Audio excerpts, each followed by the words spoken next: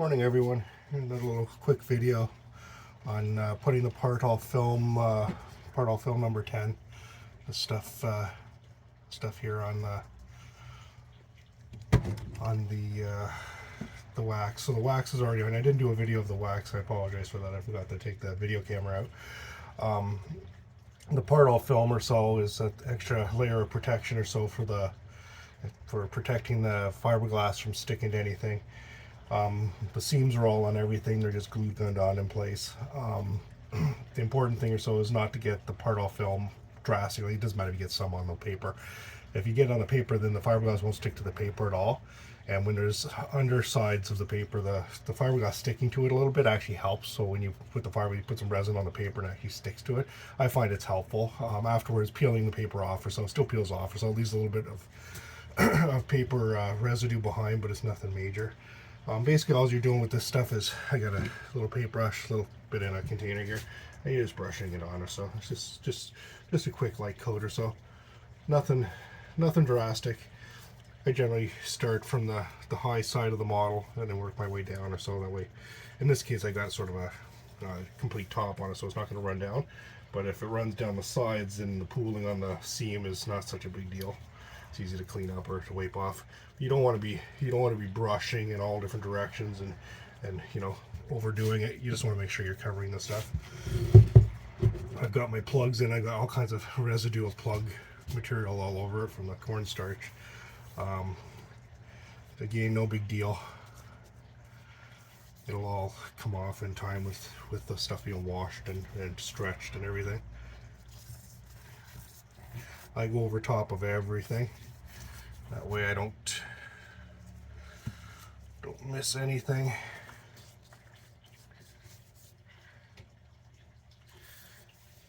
This stuff dries fairly quickly or so, but you want to be careful because as it dries, it's a very delicate product. It tears off very easily. You don't want it to tear off. Sorry, I'm not exactly on the camera frame there. It's a little long for the little bench that I'm working from. If you put it on thick, it'll just run off or so. You don't want it to pool anywhere as it stay pooled because it won't harden. I'm getting this on camera enough. Turn this a little bit more this time. Do the sides here.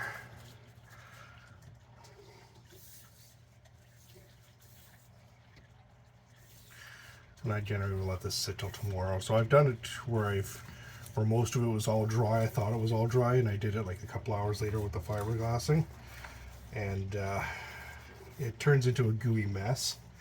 So you want to make sure this stuff's dry before you fiberglass anything. I'll do the back side here quickly. Any of your rubber seams for the latex separating or so, you want to make sure you coat those well too. Just don't do your fiberglass seams. Sometimes they're the same, but if there's rubber exposed, you want to cover it. So simple as that for covering them. I'll do the engine here. This is real time, no editing or so you have an idea how long it's taking me to do these. I don't go back and do 2 coats or so. If I get a little bit of adhesion or so, it's no problem. I've never had any problem with fiberglass harming my my latex. At least with the Burma rubber stuff that I use, I've never had any problem. Got a few little under voids here that might be some problem with the fiberglass. It's pretty thick rubber. I might just leave it over. It's when you're pouring from the bottom side, it's high on the model, so if the model's upside down and the cement's high, you don't have a lot of pressure on that part of the cement pushing out, so I'm not too worried about it.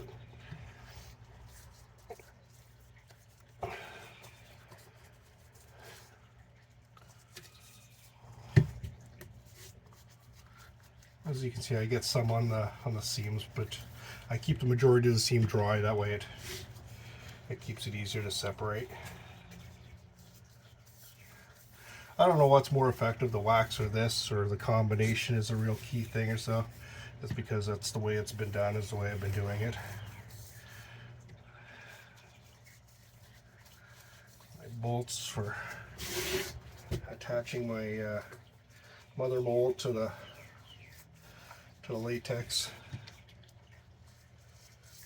Wherever I got wood on the edges here, I will, my board below, I will fasten that well.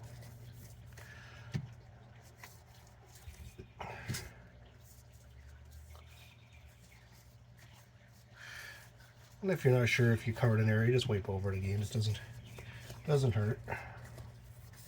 What I will do after I put this on, I'll come back and, like, when I'm done the last of the cars here, 10-15 minutes or so, and if there's any pools down below here, I'll just pull them out a little bit or so if there's any real bad spots. But generally that is enough to keep it happy and good.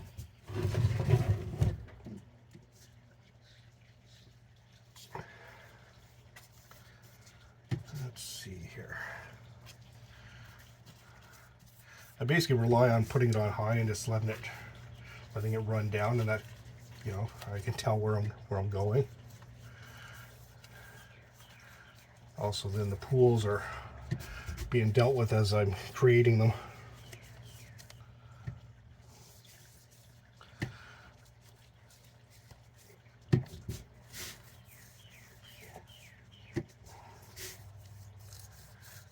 And to do these two things, I poured probably about maybe just over half a cup worth of pearl paste into a little container here, and that is enough to do these two. I've got 6 in total, so I have to pour some more from the big jug into it, but that's basically all you need. It goes quite a long ways. You just want a very thin coat.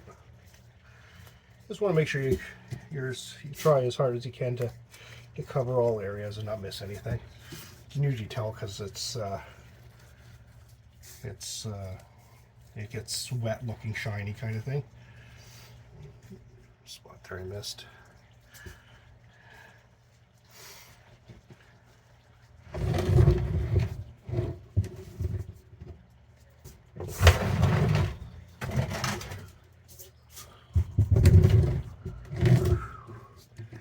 Still have some more in the container, so I will do the ends of the caboose.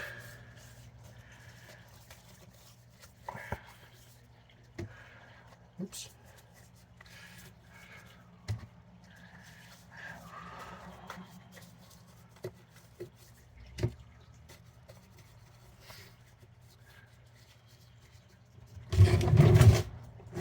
Probably have enough to do the top here without pouring more out. We'll see.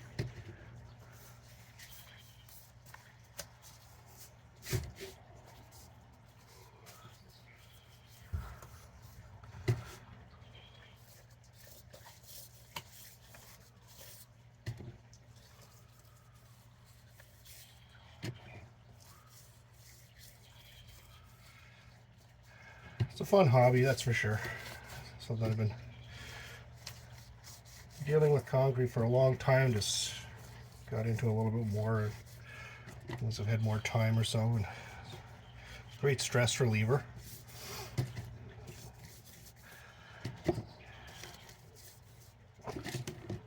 If you're artistically inclined, you like to make your own models to start with, and it can be really a creative thing to do, as I find.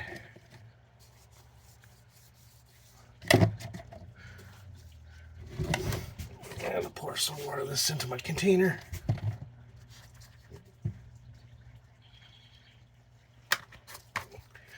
Probably pour a little bit more to finish it all off. Don't forget the undersides of things. I don't know if that's getting caught, but the undersides.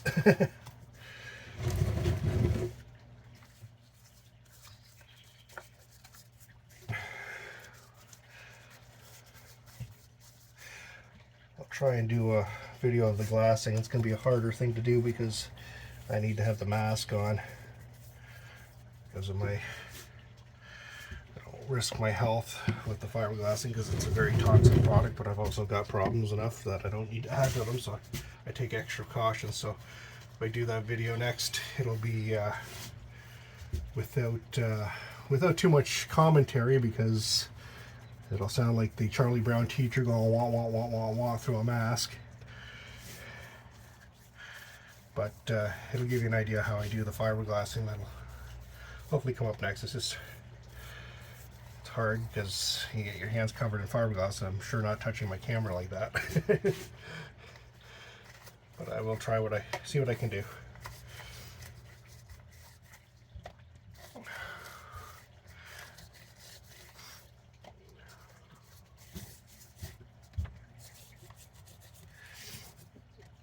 Before I did this, I took the a vacuum cleaner and a brush to the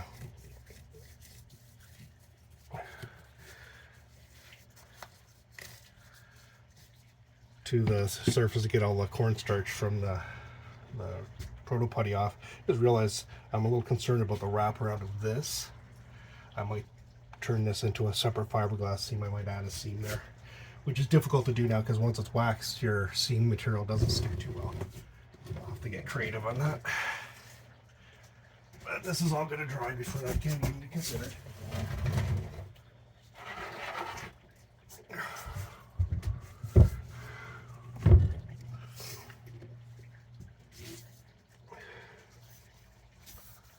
Very quick and simple process.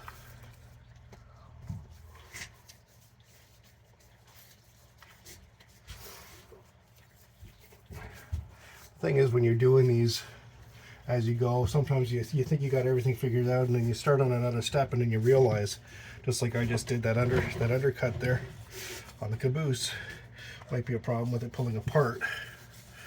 This fiberglass you don't want to really pinch fiberglass in between two areas. It's not very flexibly forgiving. It's absolutely not flexibly forgiving at all. So you want to make sure you're not pinching it in any way. One of those things where more seams are a nuisance to put on, but more seams make it a lot easier to take off.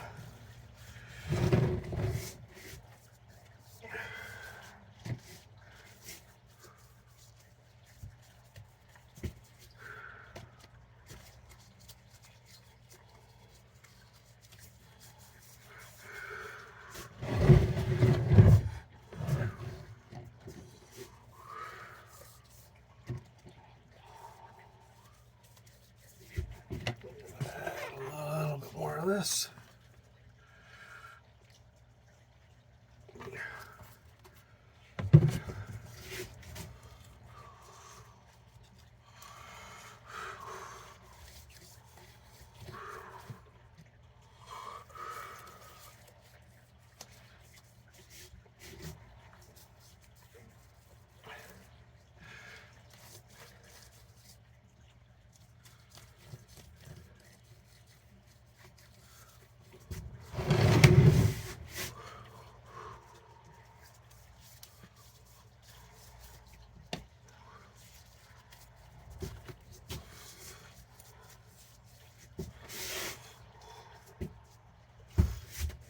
Another one done.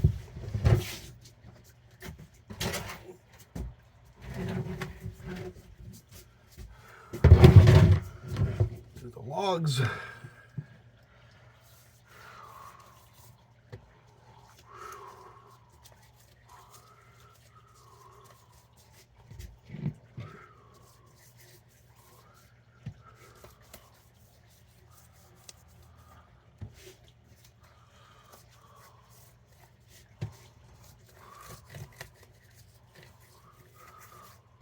Oops. Almost knocked the jug over. That wouldn't be the first time.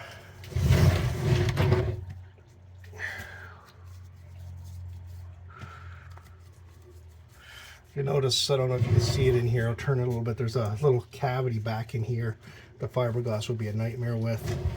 I will just put some something to plug that up with when I'm doing the fiberglass, so the fiberglass doesn't go into the latex to hold its shape afterwards with that little spot. It's really thick in there. But I'll shove some other piece of cardboard, paper towel or something like that in there just to fill it in when I fiberglass it, so it doesn't cause me any problems standing it off. Don't want to get caught up on, because that is more than just a negative draft there. But it's so small that I don't want to have a plug or anything like that, because I'll never get a plug lined up in a spot like that.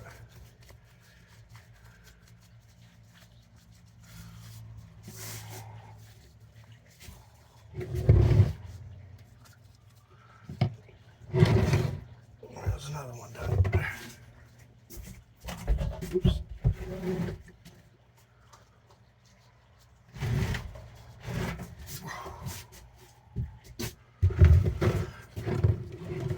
Now the big one. This one's going to weigh a ton when it's poured.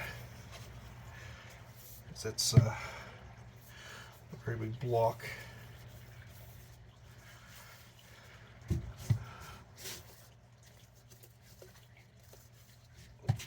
This is the last one that I have to cover. Get that off of there.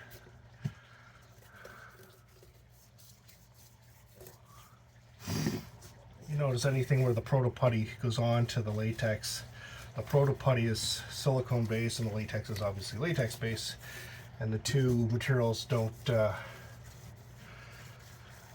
like oil and water. They don't like each other, so they don't stick. They may stick a little bit or so, but it peels off very easily. I don't worry about them too much. They wash themselves off in time, because the mother molds for this kind of thing don't need to be an exact science. You're not trying to duplicate an art piece that's going into the Smithsonian kind of thing. You're just trying to get something to support the back of it. So if there's a little bit of irregularity, sometimes they give it a lot more character and they make it look better. You're doing statues with faces and stuff like that, you want to be a lot more careful, but something like this, not so much.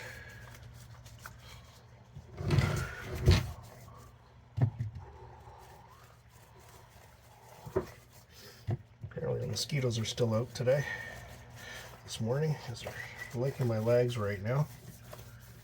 I'm doing this in an open ventilated space.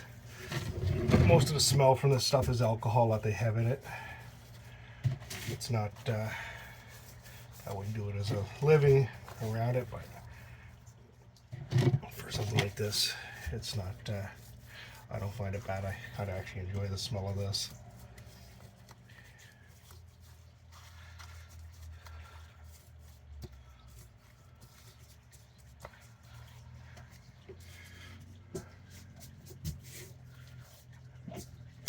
And that is basically how you PVA